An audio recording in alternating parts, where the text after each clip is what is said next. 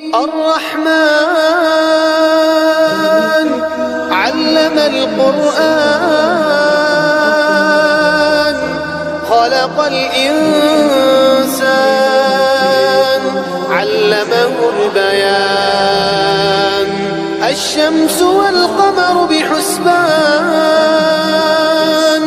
والنجم والشجر يسجدان والسماء رفعها ووضع الميزان ألا تطغوا في الميزان وأقيموا الوزن بالقسط ولا تخسروا الميزان والأرض وضعها للأنام فيها فاكهة والنخل ذات الأكمام والحب ذو العصف والريحان فبأي آلاء ربكما تكذبان خلق الإنسان من صلصال كالفخار وخلق الجن من مارج من نار فبأي آلاء ربكما تكذبان رب المشرقين ورب المغربين فبأي آلاء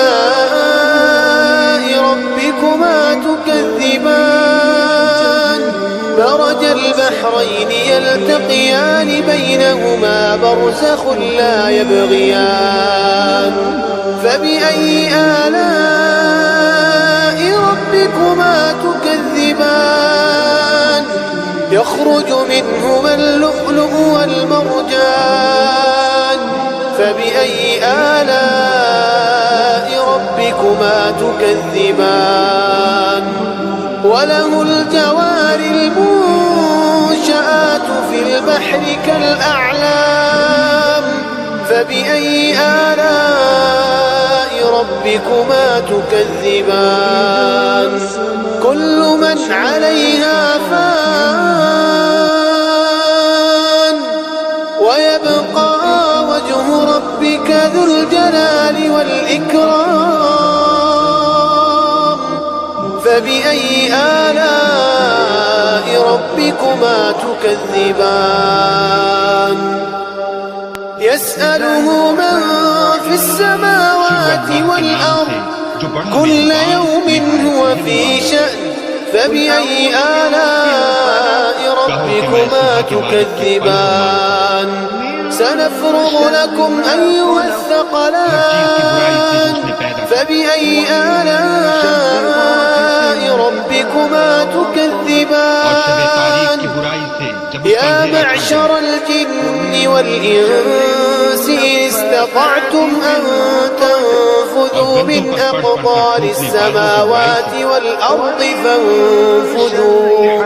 لا تنفذون إلا بسلطان فبأي آلاء